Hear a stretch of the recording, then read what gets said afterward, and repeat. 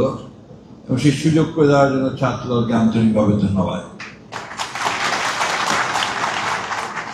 আমরা অনেক পুরনো মানুষ, আর্টস ফ্যাকাল্টি যখন তৈরি শুরু হয় তখন আমরা ঢাকা বিশ্ববিদ্যালয়ের ছাত্র, সুতরাং সহজে বুঝতে পারছো যে আমরা অনেক পুরনো মানুষ। আমরা অনেক উত্থান পতন, আন্দোলন সংগ্রাম, শহীদান আমরা দেখেছি। আমরা একটি রাষ্ট্রের অবসান দেখেছি, আর একটি রাষ্ট্রের সূচনা দেখেছি। আমরা একটা মুক্তিযুদ্ধ দেখেছি। আমরা স্বৈরাচারের বিরুদ্ধে গণতন্ত্রের পক্ষে আন্দোলনের জন্য ঢাকা বিশ্ববিদ্যালয়ের একটা যে মরণপূর্ণ সংগ্রাম, সেই সংগ্রাম। প্রিয় সহকর্মীবৃন্দ, বলছি এই জন্যে যে আমরা সবাই একসাথে কাজ করেছি। আজকে দীর্ঘ সংগ্রামের পরে জনগণকে তার ক্ষমতায়নের জন্যে, তার গণতান্ত্রিক অধিকার ফিরিয়ে যাওয়ার জন্যে আমরা দীর্ঘকাল লড়াই করেছি। আমাদের নেত্রী দেশনেত্রী বেগম খালেদা জিয়া, তিনি 2009 সালের পর থেকে এই সংগ্রাম শুরু করেছিলেন। বিশেষ করে তত্ত্বাবধায়ক সরকার বিধান বাতিল হওয়ার পরে তিনি সেই সংগ্রামকে আরো জোরদার করেছিলেন। এরপরে তাকে গ্রেফতার করা হয় 2008 সালে এবং তিনি কারাগারে যাওয়ার পরে 18 সালে তারপরে আমাদের দলের মূল নেতৃত্ব নেন আমাদের বর্তমান নেতা, যাকে লক্ষ্য করে বাংলাদেশের এতটি মানুষ এখন গণতন্ত্রের স্বপ্ন দেখছে, নতুন একটা বাংলাদেশের স্বপ্ন দেখছে। আমাদের তারেক রহমান সাহেবের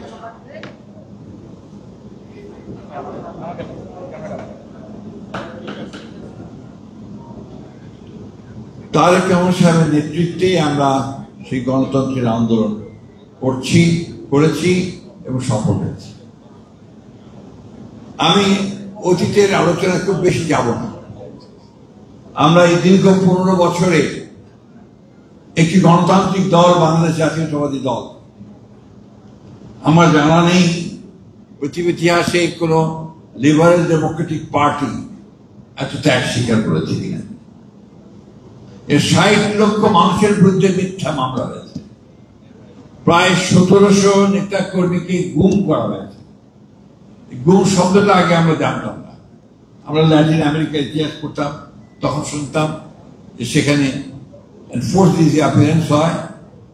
বাংলাদেশে আমরা সচক্ষে সেটা দেখলাম এই ফ্যাসিস্ট হাসিনা সরকার।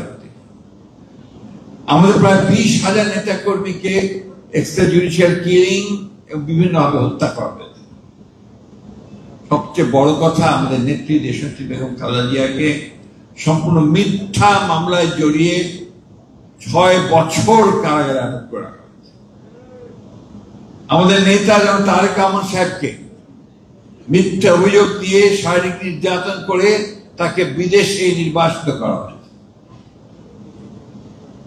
অসংখ্য মিথ্যা মামলা, হত্যা, খুন, জখম, এই নিয়ে বিএনপি কিন্তু সোজা হয়ে দাঁড়াবার চেষ্টা করেছে, মাথা উঁচু করে দাঁড়াবার চেষ্টা করেছে এবং একবারের জন্য ফ্যাসিবাদের বিরুদ্ধে লড়াইয়ে কোন যেটাকে আমরা বলি যে থামেনি, এগিয়ে চলেছে। শেষ পর্যন্ত বিএনপি ছাত্রদল তারা এগিয়ে চলেছে। আজকে এখানে ছাত্রদলের যারা এখানে বসে আছেন সকলের সঙ্গে আমরা কারাগারে থেকেছি। সামনে যারা আছে তাদের মধ্যে অনেকেই আমরা একসাথে কারাগারে থেকেছি। আমার মনে হয় শেষবার যেবার আমরা একসাথে ছিলাম সেবার বোধহয় সবাই একসাথেই, অনেক স্মৃতি, সেই স্মৃতিগুলো এখন বলতে গেলে অনেক সময় লাগবে। আমার শুধু আমাদের কথা মনে আছে এই জন্যে যে তাকে 14 দিন নির্যাতন করার পরে যখন তাকে কারাগারে নিয়ে গেল, তখন আমিও কারাগারে, তাকে এনে যখন কারাগারে সেই সেলের মধ্যে ফেলে দেয়, তারপর যোগাযোগ করেন, জানতে হবে তাকে কোন ডাক্তারের চিকিৎসা দেওয়ার সুযোগ দেওয়া হয়।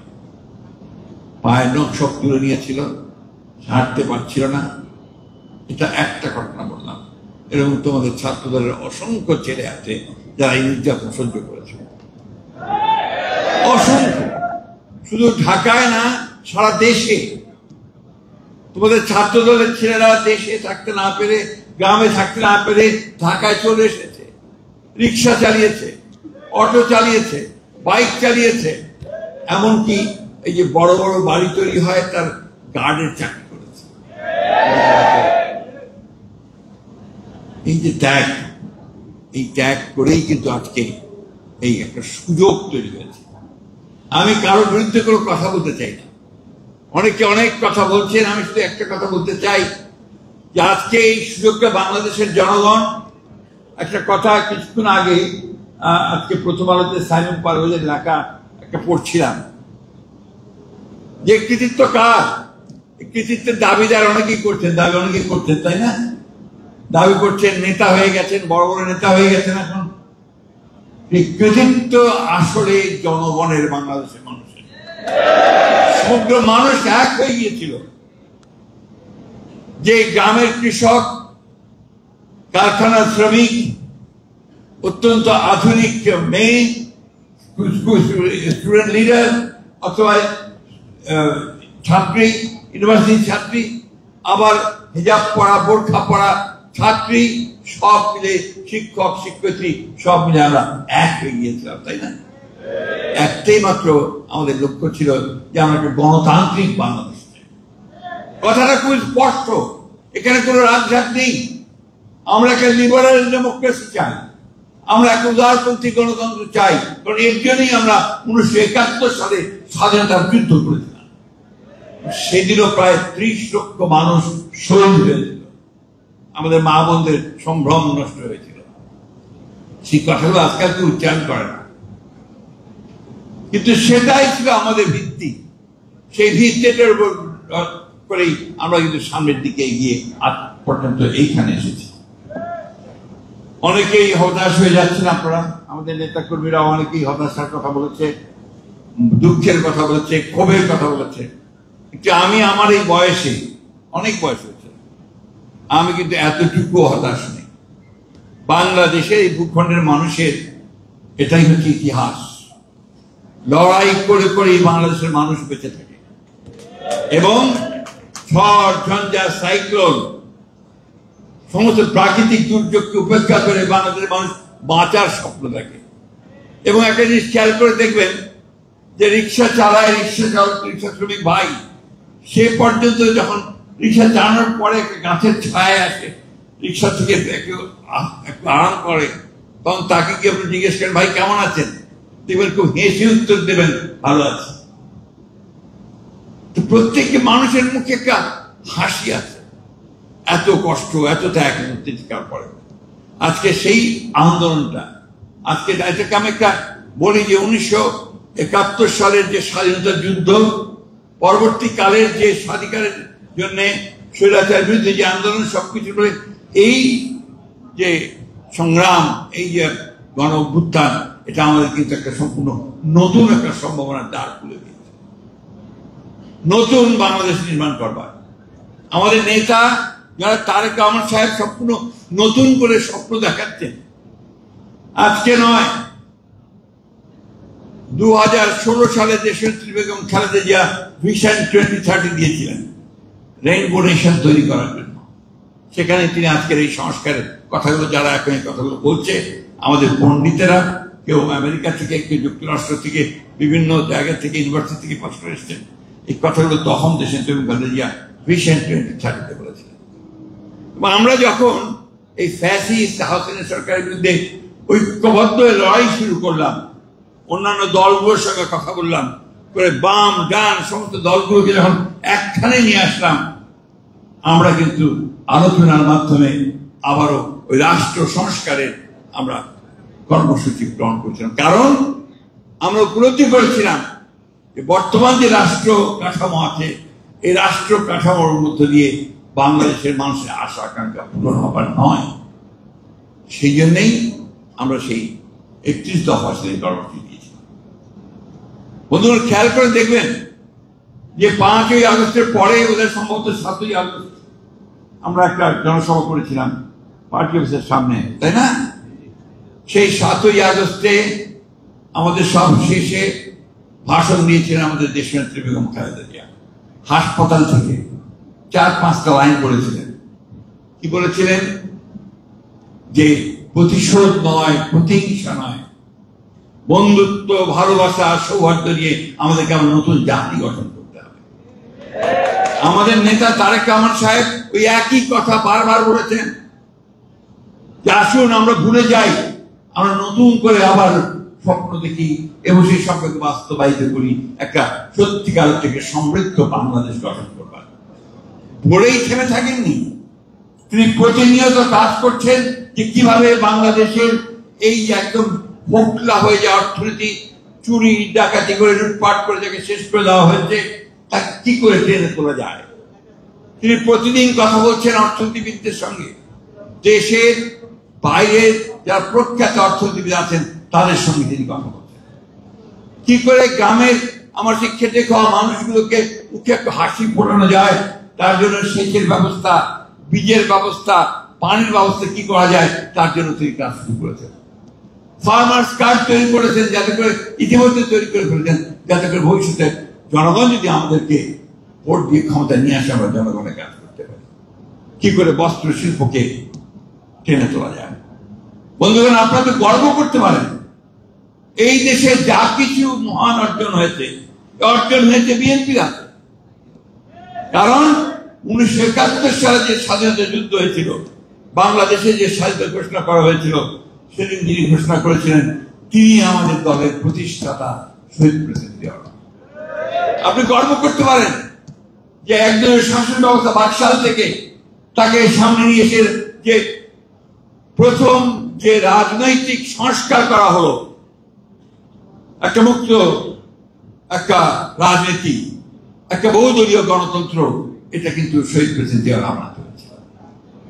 সেদিন তিনি সমস্ত সংবাদপত্রগুলোকে স্বাধীন করে দিয়েছেন। যে আমাদের ভাইরা আজকে এখানে এতজন আছেন, একটা ছিল না, সব বন্ধ করে দিয়েছিল শেখ মুজিবুর রহমান। মাত্র 4টা সরকারি পত্রিকা চলেছিল, মৌলিক অধিকার চলে গিয়েছিল। এই কথাগুলো বারবার বলতে হবে, কারণ ওই ফ্যাসিস্টরা তারা এই দেশকে ওইভাবে বরাবর চিন্তা করেছে, দেশকে তারা এবার গোলাম বানিয়ে রাখতে চেয়েছে। বন্ধুগণ, একটা কথা আমাদের মনে রাখতে হবে, এরপরে দেশনেত্রী বেগম খালেদা জিয়া সংসদীয় গণতন্ত্র নিয়ে এসেছে। দেশনেত্রী বেগম খালেদা জিয়া আমাদের অনেক আপত্তি সত্ত্বেও শেষ পর্যন্ত জনগণ যেহেতু চায়, আমরা তত্ত্বাবধায়ক সরকারের বিধান চালু করেছিলাম। সারা রাত জেগে আমরা পার্লামেন্টে সেই বিধান চালু করেছিলাম। কারণ বিএনপি হচ্ছে সেই দল যারা সত্যিকার অর্থেই বাংলাদেশের পরিবর্তন চায়, বাংলাদেশের মানুষের ভাগ্যের পরিবর্তন চায়, বাংলাদেশে একটা কল্যাণমূলক সমৃদ্ধ দেশ হিসাবে মাথা উঁচু করে দাঁড়ানোর মতো দেশ হিসাবে দেখতে চায়। আজকে তাই আমি কথা বাড়াবো না, আমি আপনাদের অবদান, আপনাদের যে ভাইরা যারা চলে গেছেন তাদের অবদান, যারা আহত হয়েছেন, পঙ্গু হয়েছে, তাদের অবদান আমরা যেন চিরকাল স্মরণ রাখি। আমার খুব দুঃখ হয় যখন দেখি যে আমাদের আহত ভাইয়েরা তারা বলছে যে আমরা কোনো সহযোগিতা পাচ্ছি না। কই এই সরকার কেন এখন পর্যন্ত তাদের সেই ব্যবস্থা করেনি? আমরা এই দেখুন 142 জন ছাত্রদের একটা তালিকা আছে এখানে।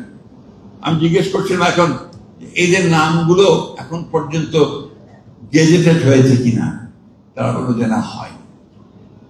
তাহলে কার নাম গেজেট করছে?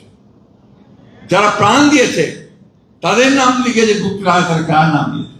আমি অনুরোধ করবো নেতৃবৃন্দকে এই বিষয়টা নিয়ে আপনার সরকারের যথাযথ যে আপনার ডিপার্টমেন্ট আছে তাদের সাথে কথা বলবেন এবং তাদের নাম যেন এখানে আপনার গেজেটেড হয় তার জন্য ব্যবস্থা গ্রহণ করবেন।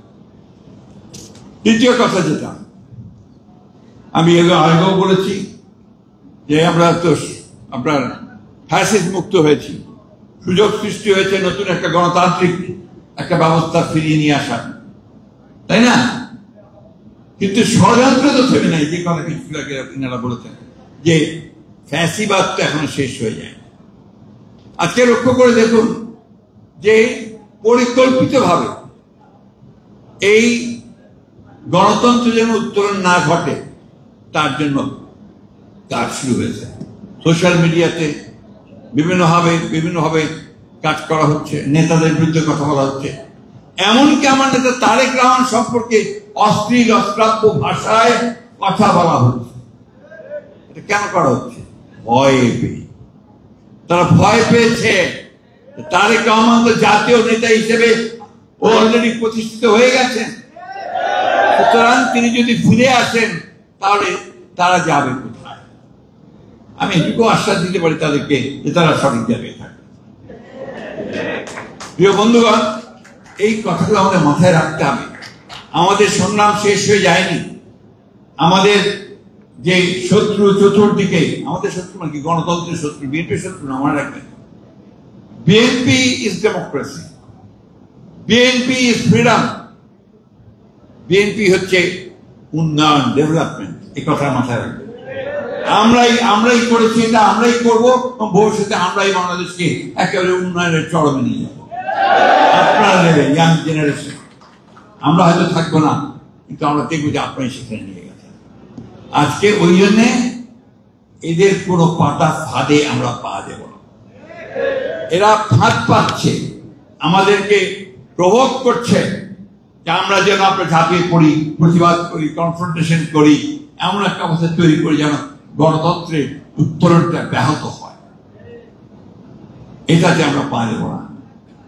আমরা অত্যন্ত ধৈর্যের সঙ্গে, সহনশীলতার সঙ্গে, শান্তির সঙ্গে আমরা আমাদের নেতার যে নির্দেশিত পথ, আমাদের নেত্রীর নির্দেশিত পথ, সেই পথ ধরে আমরা গণতন্ত্রের দিকে এগিয়ে যাব। গণতন্ত্রটা শুরু হয়েছে কোথায়? গণতন্ত্রটা শুরু হয়েছে যেই আপনার ফেব্রুয়ারি নির্বাচনের কথা ঠিক হলো লন্ডনে বসে। আমাদের চেয়ারম্যান তারেক রহমান সাহেব এবং চিফ অ্যাডভাইজারের মধ্যে বৈঠকের মধ্যে তারপর থেকেই গণতন্ত্র শুরু হয়েছে। অর্থাৎ নির্বাচন হতে দেওয়া যাবে না। এই দেশের মানুষ তারা বরাবরই সংগ্রাম করেছে, লড়াই করেছে, তারা তাদের যে দাবি, সে দাবিকে আদায় করে নিয়েছে। এবং এই নির্বাচনও অবশ্যই দেখবেন ওই আপনার ফেব্রুয়ারি মাসের যে ঘোষিত সময়, সেই সময়ের মধ্যে নিশ্চয়ই আপনার অনুষ্ঠিত হবে। আমরা নির্বাচনটাকে বিএনপিকে ক্ষমতায় নেওয়ার জন্য তো চাচ্ছি না। আমরা চাচ্ছি যে বাংলাদেশে একটা গণতান্ত্রিক কাঠামো তৈরি হোক। আমরা চাচ্ছি মানুষ তার প্রতিনিধি নির্বাচিত করুক, এবং তার জন্য সংস্কারের প্রতিটি ক্ষেত্রে আমরা কিন্তু প্রায় একমত হয়েছি। আজকে সেই জন্যই বলতে চাই আপনাদেরকে যে আপনারা ধৈর্য হারাবেন না, কখনোই উত্তেজিত হবেন না, প্রভোক্ত হবেন না। প্রভোক্ত হয়ে কখনো কোনো পাতা ফাঁদে পা দেবেন না। একটা কথা বলেই আমি শেষ করব। আমার একটা বদভ্যাস আছে, আমি কবিতার লাইন টেন করে দিই একটা সবসময়। আবারও বলছি, বন্ধু তোমার ছাড়ো উদ্বেগ, সুতীক্ষ্ণ করো চিত্ত, বাংলার মাটি দুর্জয় ঘাটি, বুঝে নেই দুর্বৃত্ত। কেউ পারবে না আপনাদেরকে রোধ করতে, কেউ পারবে না। ধন্যবাদ সবাইকে। আসসালামু আলাইকুম, খুদা হাফেজ। বাংলা জিন্দাবাদ, বাংলা জাতীয়তাবাদী ছাত্র দল জিন্দাবাদ।